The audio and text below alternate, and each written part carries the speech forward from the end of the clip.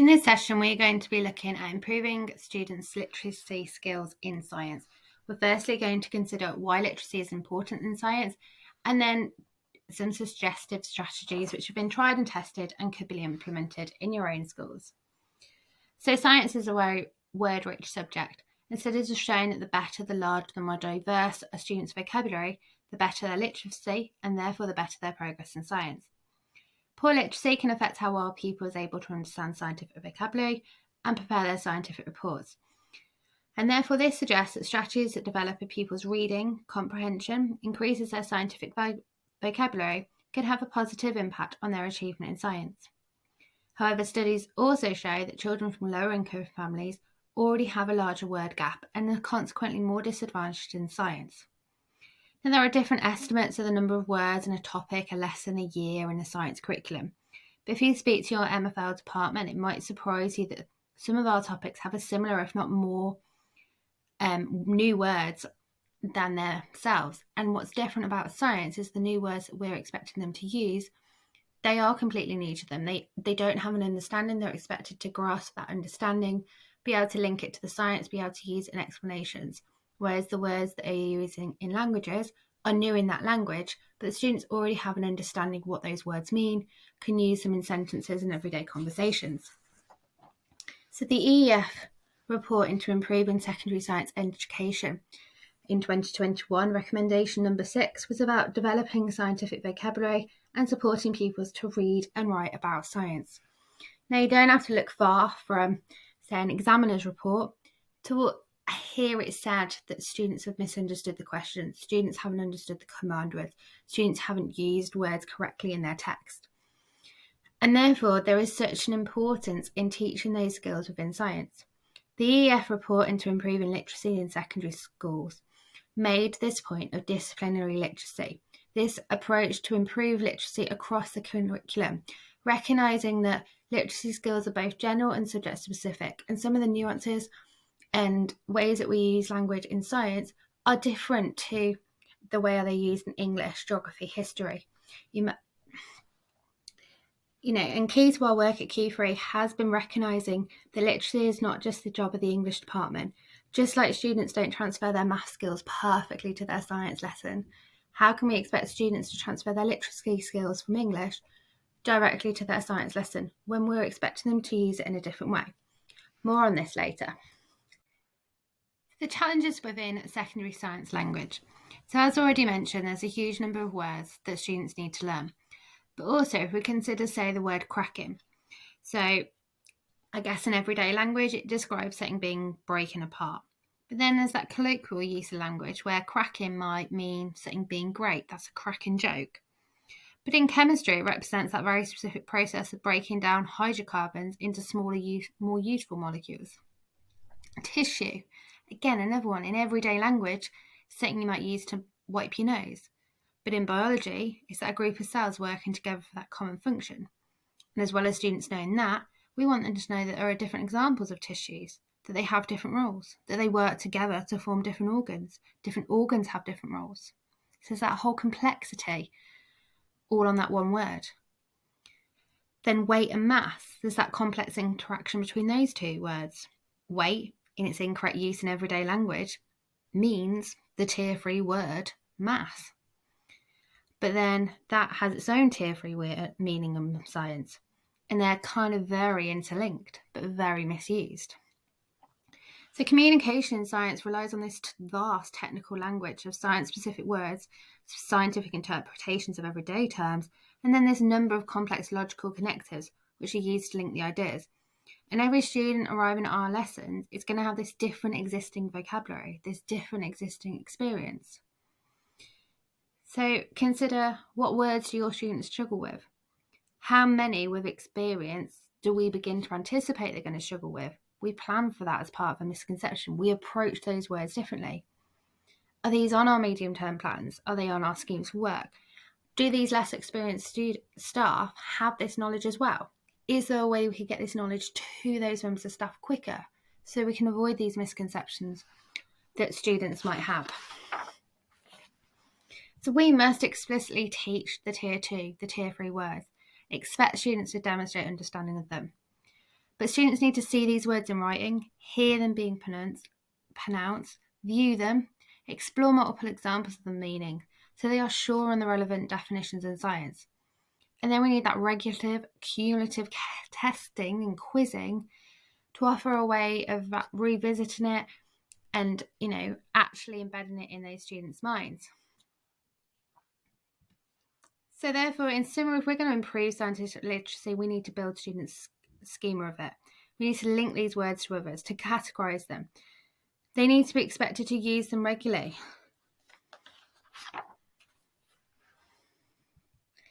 So now let's consider some specific examples. We had the Freya model, for example. This is one way that you can pre-teach those tier 2, those tier 3 terms that you are going to expect students to be able to utilise within your topic. So we could write the definition, we could give examples of it, non-examples of it, characteristics of it. Now this Freya model doesn't perhaps always sit perfectly with a scientific keyword. Often the purpose of that tier 3 word, there aren't examples of it, there aren't non-examples of it, it doesn't quite fit, but you can adapt this. Those 4 boxes can be altered. So here we can see this example with diffusion, the definition, the examples, the non-examples, and a visual illustration of it. Filtration, again, a diagram, great for filtration. What can you use it for? What can't you use it for? How does it work? Definition. And you got here, orbit, the space topic. Get students to use it in a sentence. Get them to write the actual definition. Are there other related words to this? Now the Freya model is just one way. We've got the more classic tables layout of them. Give the tier 3 word. Give the definition. Give the definition. Can they identify the key words? We're using different ways to just recall and repeat these key definitions that we want. Another similar table version of it. Definitions or synonyms. Give students a choice. Demonstrate that understanding. Link it to what they already know. Explore these definitions of these tier 3 words we want students to be able to utilise. Now dual coding. Again, this can really work well. Linking that visual and that verbal, blending that information together for students. And one way that this can be done is actually doing it and putting them as word maps on tables. And then those words are available to students throughout the topic and they can keep doing it. So those laminated word maps is one possible use. So as well as this, we've got breaking down actually what the word means and then teaching students in their different parts what it is, that decode to find the morphology, the prefix at the beginning, the root, that main part that can stand alone, the suffix at the end of that word. So if we take, for example, exothermic, if we break that word down, we take exo, meaning out, thermic from the Greek therm, meaning heat. By teaching that one word in its separate parts, we've introduced students to a whole family of words with, say, the prefix exo, that they would now be able to make a better judgment of what the word might mean. Exocarp, exogenesis, exocrime. So very quickly, the language of science becomes less exotic for our students and more accessible. So we've got more examples here with therm, thermometer, exothermic, endothermic, thermal, geothermal, always with that therm. So once we've taught them what therm is and means, they can decode some of these words themselves. We're giving them that power. So I mentioned building the schema for students. So, using the word banks with students, we could give them a whole list of keywords for the topic. So give them a whole list of keywords and tell them to go away and learn them. But actually, could we help them build this schema up? Could we separate those keywords in that topic into categories? So here we've got an example with the apparatus, the techniques, the observations. Alternative way of this is actually get students to do it themselves. So, do the topic, complete the topic, pre-teach tier 2, tier 3 words, expect them to use it frequently throughout the topic. And then later on, actually get them to put them together in their own framework, their own way. Allow them the control over trying to build that schema. It's another way of just revisiting, checking that understanding. What we've begun to do on our schemes for learning, so this section that we see here is just one lesson ultimately. So we've got our big learning question, then we've got our outcomes for the lesson, and then we've decided what are those tier 3 words, what are those tier 2 words that we're going to expect students to use correctly in this topic. And we can look ahead of those as members of staff. Do we want to pre-teach them? Are all words relevant for our particular class? Do we need to make any adjustments for them? Whatever that may be. So we're all clear and we're all using the same terminology. Another way we can get students to engage with the vocabulary is give them the list of words, or get them to write the list of words for the topic, and actually get them to build the links between them. So draw arrows that show which of these words link together. So you might say gravity pulls the object down. It is weight is the force due to gravity. You could draw an arrow and link gravity and weight together, and along that arrow explain the reason for that link. Speed, distance, time. Get students to connect those, get them to explain the connection between them using their knowledge. So it's a great revision tool, but it's also helping to build that schema, getting them to engage with the literacy, the keywords that we want, enabling them then to use that in their writing. So as we build these concept maps, alternatively, we provide students with incomplete concept maps or ask them to complete them. Label the links on them, use the links to identify missing key terms, ask them to spot mistakes on them. Lots of different ways we can do it to just vary it up, but get them to engage with these key terms, get them to be able to recall them.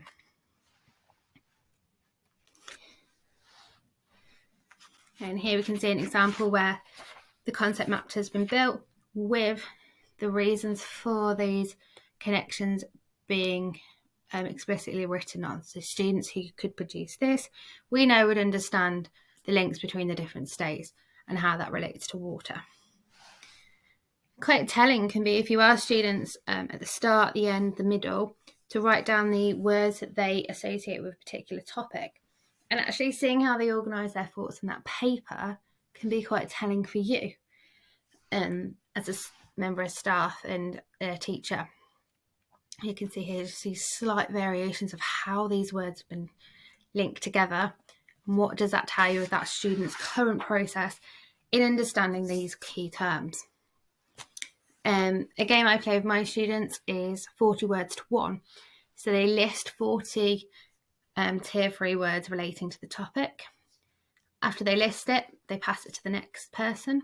That person will narrow it down to 20 words, pass it on to the next person, they get it down to 10. The process continues until eventually we get it down to just 5 words. And at that point, it goes back to the person who wrote that initial list. And they have to put those 5 words together into a sentence, into a paragraph, whatever it should be. And it's just a way of getting students to prioritise the key terms, interact with the keyword terms, build links between the tier 3 words, and then to actually use them in their writing. But there's umpteen word games that we can play that I'm sure you're familiar with, just to try and get students using those key terms.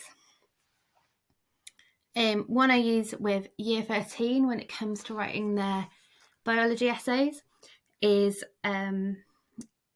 giving the student a sheet that looks like this. They define the words and then they have to decide what links those 4 words together. Then they have to decide which of these words is the odd one out and why.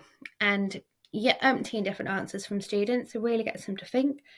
You can adapt this to increase the challenge by the choice of your words. How obvious is that link between them? How obvious is the odd one out? But you can use it to bring lots of different multiple topics together and develop those synoptic skills and get them to actually really determine how much to understand that language. So we've just looked a lot at how do we select the vocabulary, how do we teach it, how do we look at those links between those words. So now let's consider how do we get students to engage with reading scientific texts and helping them to actually comprehend it and understand it. So at Q3 we do something called disciplinary reading. So this was introduced as a whole school approach in response to the EF report about improving literacy in students. So we have seen a decline in reading age in students over recent years, and therefore there needed to be a whole school effort if we were to improve that. So like I've said before, reading in one subject, literacy in one subject is different to that in another subject. We expect students to write by the scientific method, so to write a hypothesis, to write a conclusion, to write an evaluation. And they're very specific scientific things that we expect them to do. And what we expect in a conclusion evaluation could be different to what other subjects expect in them. The person we expect them to talk in, the use of tables, graphs, diagrams, all in the same report, that's special and different to science. And how is a student going to know that if we don't expose them to scientific writing, if we don't teach them how to write like a scientist? So the purpose of the disciplinary reading programme is each subject taking ownership of teaching the literacy of their subject. So how it works is teachers pick a text, and that could be a text directly related to the lesson, could be a secondary text that's going to extend them, take them a bit further, or it could just be a general subject text that's going to inspire that awe and wonder, that love of your subject, something that's topical in the news, whatever it could be. But that text has to be challenging. It has to be above the student's reading age. We then use a closed reading strategy to read it. So we've all been there. We've been probably scrolling on our phones, read a news article, whatever it could be, and you just skim read it. You don't read it closely for understanding. A few days later, you probably can't recall it. Probably don't even necessarily remember you ever read it. So these closed reading strategies are about really taking the understanding of each sentence, each paragraph, understanding that text. So in order for this to happen, it's about pre-teaching that vocabulary, like I've just spoken about some of the strategies we've used, about those tier 2 and tier 3 words. Then we read the article. So that could be you continuously read it. It could be you read it line by line. It could be you read it paragraph at a time and you stop and you ask students questions. And then there's this post-reading activity where we actually check the students' understanding of this text. So here we can see an example of a text that was picked for Key Stage 3. So it is relevant and related to the lesson about biodiversity. And we can see that the students have been guided here in highlighting. Now, when you ask students to highlight the key information in the text or highlight what you're reading, I think it can sometimes just become a bit of a colouring in exercise. We need to teach students about it. There needs to be a system for it. And actually, what is it that's important within it? So maybe it might be scientific terms are in green, command words are in blue, facts in yellow, opinions in purple. They have a coding system, as a student has here with their tier 3, their tier 2 words. So we read this text together as a class, students following along. You're stopping regularly. You read a paragraph, can students define the tier 3 words that have used? You stop at a word that's new to students, remind them of that definition, ask them to define it for you. Get them to restate a paragraph in their own words. Get them to tell you what could happen next. If you've read something, what do you think is going to happen in the next paragraph? How do you feel about what you've just read? Why might people disagree with what you've read? Ask them those questions that get them to engage with the text. So after we've done it, we've read the text, students then need to do this post-text activity, check their understanding of it. So this could be some dual coding activities, as we can see here. Students summarise the text into pictures. We know they've understood the text because of the pictures that they can use, the way they can put this text into a different format. Decide on the key points from the text. Number it in order is important, from what most to least. Again, you're checking students can understand by their ability to be able to do this. Another example here of it. Summarise the text in just 20 words exactly. It's that challenge. What were the key points? Can students be selective? Can they use those tier 3 words that have been taught to them, they've seen in the article, correctly in a sentence, in a paragraph? What questions would you ask for someone who's read this extract or this article to answer? and actually can pass these questions then around the class, get them to answer someone else's questions. And then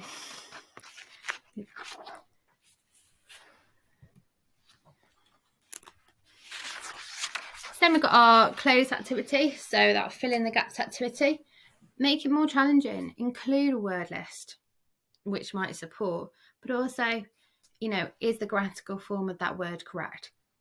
Could you include some synonyms, antsynonyms, some non-examples, linking it back to those FRAIR models?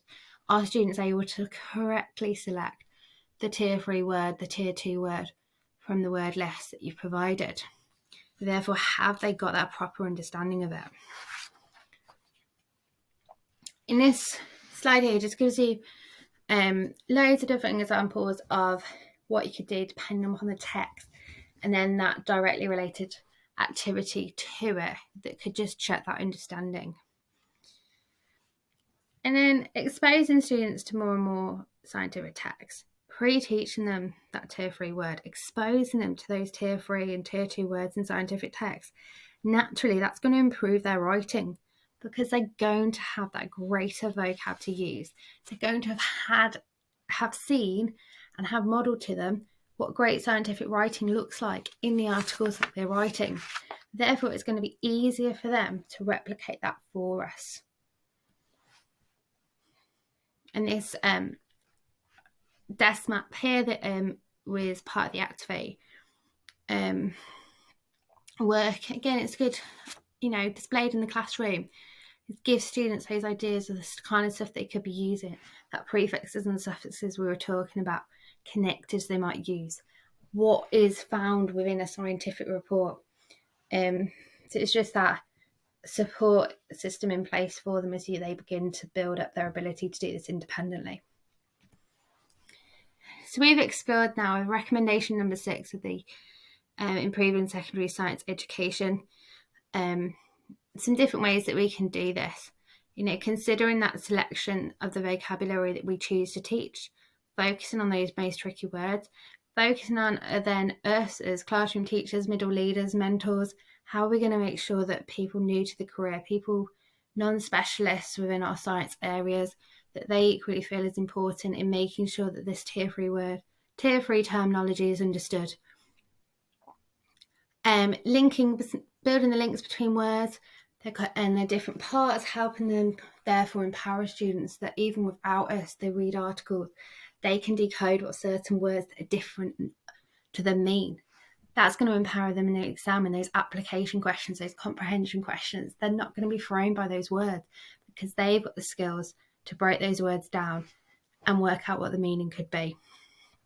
And then those strategies to engage pupils with those reading those scientific texts, helping them understand it, enabling them. That's a life skill, isn't it? They can then be independent with it. And all of this will therefore help to improve their scientific writing. So here are some references and some useful websites if you wanted to learn more, explore more of this topic, or also feel free to get in touch with me if you wanted to see more examples or talk about how we've gone about introducing any of this here at Key3. Thank you.